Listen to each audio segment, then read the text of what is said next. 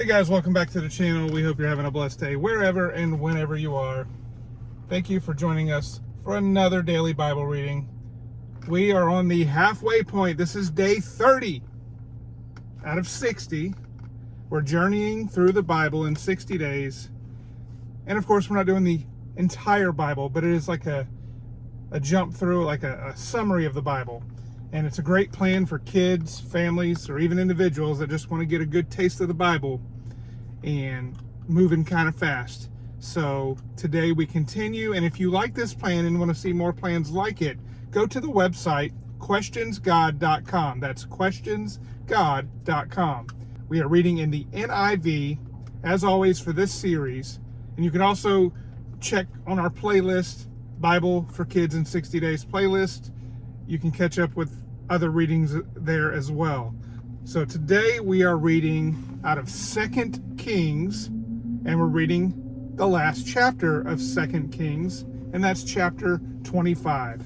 We'll do that, and it is the fall of Jerusalem. Now Zedekiah rebelled against the king of Babylon. So in the 9th year of Zedekiah's reign, on the 10th day of the 10th month, Nebuchadnezzar, king of Babylon, marched against Jerusalem with his whole army.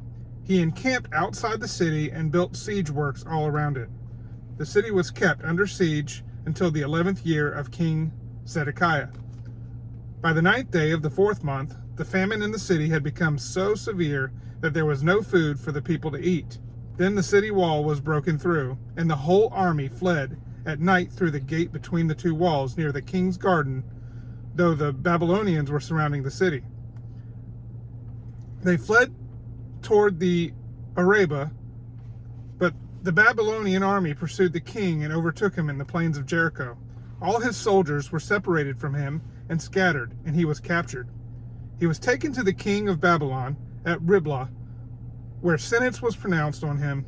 They killed the sons of Zedekiah before his eyes. Then they put out his eyes, bound him with bronze shackles, and took him to Babylon.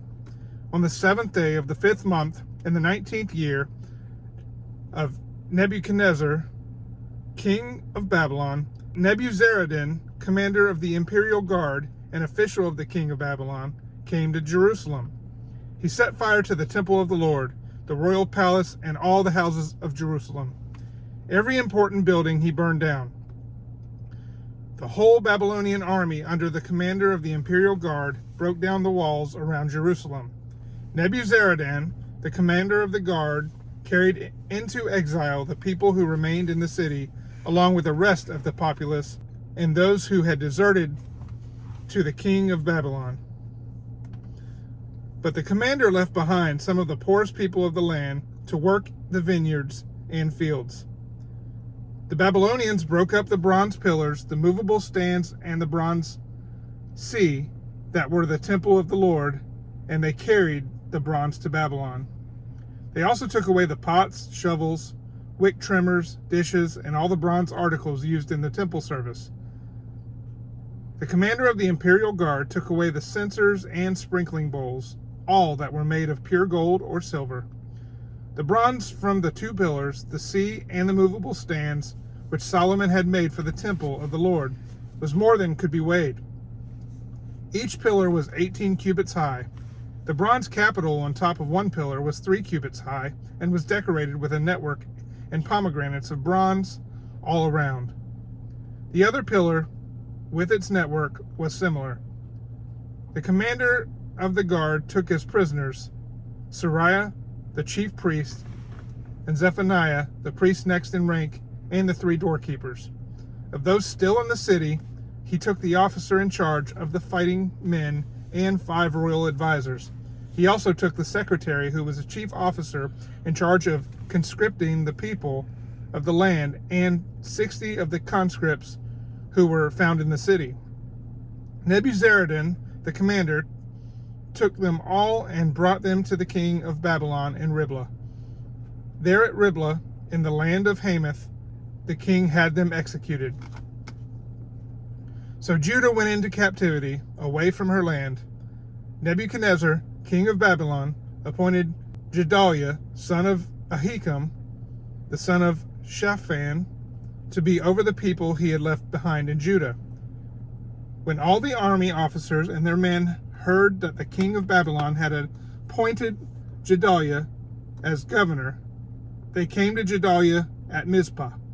Ishmael, son of Nethaniah, Johanan, son of Kareah, Sariah, son of Tanhumeth, Netophathite, Jezaniah, son of the Makathite, and their men. Gedaliah took an oath to reassure them and their men. Do not be afraid of the Babylonian officials, he said. Settle down in the land and serve the king of Babylon, and it will go well with you. In the 7th month, however, Ishmael, son of Nethaniah, the son of Elishama, who was of royal blood, came with 10 men and assassinated Gedaliah, and also the men of Judah and the Babylonians who were with him at Mizpah. At this, all the people from the least to the greatest, together with the army officers, fled to Egypt for fear of the Babylonians. Jehoiachin released. In the 37th year of the exile of Jehoiachin, king of Judah, in the year Awal Marduk became king of Babylon, he released Jehoiachin, king of Judah, from prison. He did this on the 27th day of the 12th month. He spoke kindly to him and gave him a seat of honor higher than those of the other kings who were with him in Babylon. So Jehoiachin put aside his prison clothes and for the rest of his life ate regularly at the king's table. Day by day, the king gave Jehoiachin a regular allowance as long as he lived. That completes our reading for today. Lots of weird names there. You'll just have to give us some grace when we... This Elishama, yep. So, yeah, you just have to give us some grace when we mispronounce some names. We're not theologians here.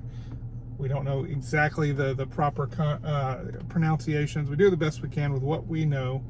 And we're just reading. We're reading the Bible. And you may be on a similar journey.